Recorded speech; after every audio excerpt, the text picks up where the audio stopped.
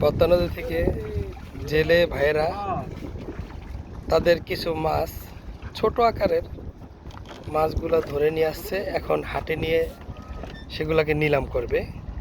সেই নিলাম করার জন্যই এই আঙ্কেলে এই মাছগুলো নিয়ে হাটে চলে যাবে। এখন মাছগুলা কি আলাদা করতেছে, বিভিন্ন প্রজাতির মাছ। সেই মাছগুলাকে এক একটা ডালাতে আলাদা করে নিচ্ছে। এই যেটা আলাদা করা হয়েছে, তারপরে এই যে ভাইয়েরা তারাও কিছু মাছ আলাদা করতেছে, চিংড়ি আরও আর কি ছোট বালিয়া মাছ, এগুলো আলাদা করতেছে। তারপর এগুলো নিয়ে হাটে নিলাম প্রক্রিয়া করবে। এই পদ্মা নদী থেকেই এই সকল মাছের উৎস। এই এলাকার পালেশ্বরের